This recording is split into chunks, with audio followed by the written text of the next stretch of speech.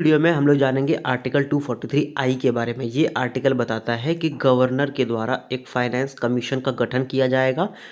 Financial position को review करने के लिए। किसका फाइनेंशियल पोजीशन को? तो पंचायत का फाइनेंशियल पोजीशन को। और ये है आर्टिकल 243 आई। इस आर्टिकल के अंदर ये बताया जा रहा है कि गवर्नर जो होंगे स्टेट का, उनको ये चाहिए, मतलब ये ज़रूरी है कि वो हर 5 साल पे एक फाइनेंस कमीशन का गठन करे या एक फाइनेंस कमीशन का कॉन्स्टिट्यूशन करे, जिसके तहत वो रिव्यू करेंगे कि पंचायत का जो पैसे का लेन देन वाला हिसाब किताब है, मतलब जो फाइनेंशियल पोजीशन है वो कैसा है, और उसके लिए क्या क्या वो रिकमेंडेशन फाइनेंस कमीशन कर सकता है, किसको? गवर्नर को। अब ये जो 5 साल है, ये कौन सा 5 साल होगा? ठीक है, ये एवरी 5th ईयर जो लिखा हुआ है, ये कौन सा 5 साल होना चाहिए? तो ये जो 5 साल होगा, ये पंचायत का जब कार्यकाल चलता है 5 साल का, उसके बाद जो 5th ईयर आएगा, उसमें गवर्नर जो होंगे स्टेट का, वो एक फाइनेंस कमीशन का गठन करेंगे और बोलेंगे कि आप पंचायत का जो फाइनेंशियल पोजीशन है, मतलब जो उसके पैसे का जो हिसाब किताब है, उसके बारे में आप एक रिव्यू करो और आप हमको बताओ, मतलब कि गवर्नर साहब को बताओ कि इसके लिए क्या क्या किया जा सकता है। किस किस बारे में फाइनेंस कमीशन बताएंगे? तो सबसे पहले वो बताएंगे कि किस सिद्धांत पे राज्य और पंचायत के बीच में पैसे का जो टैक्स जो आता है, वो किस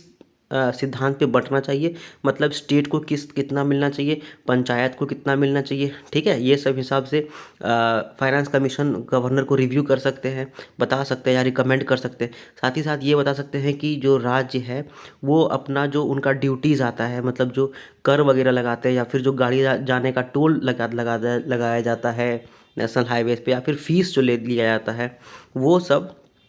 किस परसेंटेज में वो पंचायत के साथ शेयर कर सकते हैं, या फिर वो किस परसेंटेज में पंचायत और स्टेट दोनों आपस में शेयर कर सकते हैं। उसके बाद वो फाइनेंस कमीशन ये बताएंगे कि जो पंचायत है, उसको जो भी उनका टैक्स है, जैसे कि विलेज टैक्स में ट्रांसपोर्टेशन टैक्स हो गया, फिर ड्यूटीज़ हो गया, फिर विलेज का जो रोड यूज़ किया जाता है उसका जो टोल वगैरह हो गया, या फिर फीस वगैरह हो गया, वो पंचायत को कितना परसेंटेज में मिलना चाहिए, और वो पंचायत क्या क्या इसमें से ले सकता है, मतलब कि क्या वो टैक्स ले सकता है, क्या वो ड्यूटीज़ ले सकता है, क्या वो टोल्स ले सकता है। तो ये सब हिसाब किताब से फाइनेंस कमीशन गवर्नर साहब को अपना रिकमेंडेशन देंगे। ठीक है, उसके बाद फाइनेंस कमीशन ये बताएंगे गवर्नर को कि जो स्टेट है, वो अपना कंसोलिडेटेड फंड, जो उनका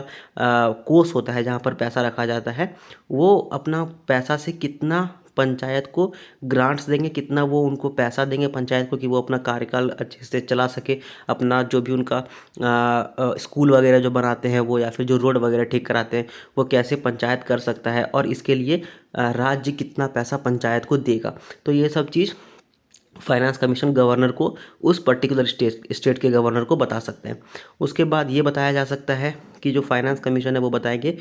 कि पंचायत का जो फाइनेंशियल पोजीशन है, जो वित्तीय स्थिति है, वो कैसे ठीक किया जा सकता है। मतलब अगर मान लेते हैं कि पंचायत को साल में बस 1,000 रुपया का आमदनी हो रहा है, तो इसको 1,000 से 15,000 कैसे किया जा सकता है। इसके लिए फाइनेंस कमीशन जो है वो गवर्नर को अपना रिकमेंडेशन बताएंगे, और गवर्नर फिर उसके बारे में चर्चा करेंगे, और क्या गवर्नर कर सकते हैं उसके बारे में हम लोग इसी वीडियो में आगे जानते हैं। ठीक है, उसके बाद तीसरा ये है कि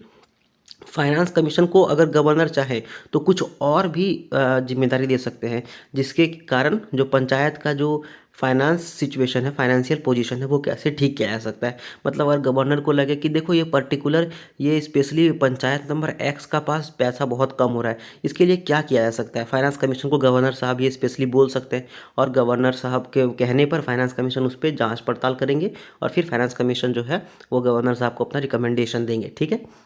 अब जो फाइनेंस कमीशन का गठन होगा वो कौन करेगा? तो उसका अपॉइंटमेंट तो मेनली गवर्नर करता है, लेकिन जो राज्य का विधायिका होगा, वो कानून के तहत ये बताएंगे कि कौन कौन से व्यक्ति का क्या क्या क्वालिफिकेशन होना चाहिए कि वो फाइनेंस कमीशन में एज ए मेंबर के रूप में काम कर सकते हैं, और एज ए मेंबर के रूप में उनको क्या क्या सैलरी वगैरह मिलना चाहिए, साथ ही साथ क्या क्या उनके पास क्वालिफिकेशन होना चाहिए, क्या क्या उनके पास एट्रीब्यूट्स होना चाहिए, जिसके कारण कि वो फाइनेंस कमीशन में काम कर सकते हैं, और उनके पास क्या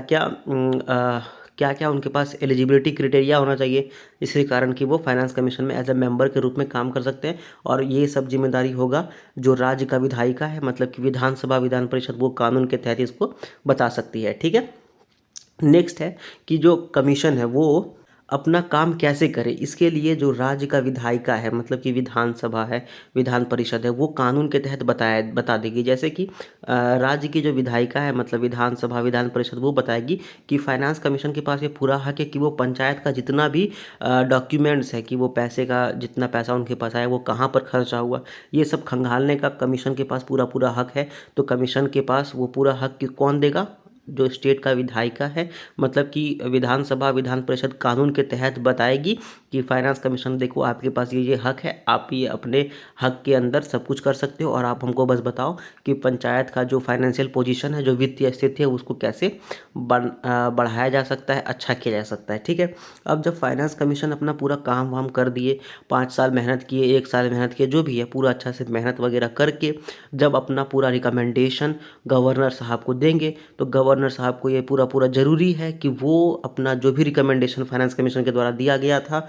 उसको स्टेट का जो लेजिस्लेचर है, मतलब कि जो विधानसभा है, विधान परिषद है, उसके सामने ला करके रखेंगे और बताएंगे कि जो, जैसे कि मान लेते हैं कि 5 रिकमेंडेशंस फाइनेंस कमीशन दिए, रिकमेंडेशन 1, तो गवर्नर साहब ऐसे बताएंगे कि रिकमेंडेशन 1 में देखो स्टेट ने ये काम किया है, तो रिकमेंडेशन 1 अच्छे से पूरा करने की और स्टेट बढ़ रही है। रिकमेंडेशन 2 में स्टेट ने काम नहीं किया है, उस पर हम लोग सोच रहे हैं, उस पर हम लोग काम करेंगे। तो अच्छे से हर रिकमेंडेशन को अच्छे से एक्सप्लेन करके, जैसे हम इस वीडियो में एक्सप्लेन कर रहे हैं, उस हिसाब से अच्छे से एक्सप्लेन करके गवर्नर साहब अपना जो भी उनका मेमोरेंडम आएगा उसको लेजिस्लेचर के सामने रखेंगे, उसको विधानसभा विधान परिषद के सामने रखेंगे। और जिस भी राज्य में 2 है सदन है, मतलब कि विधानसभा विधान परिषद है, वहाँ पे दोनों जगह रखा जाएगा। ठीक है, और इसका पूरा पूरा हक है गवर्नर साहब को, उनको रखना ही होगा। तो ये था आर्टिकल 243I, और ये बताता था कि फाइनेंस कमीशन का अगर गठन किया जाएगा तो वो कौन करेगा, और उनका रिकमेंडेशन का क्या क्या होगा आगे में,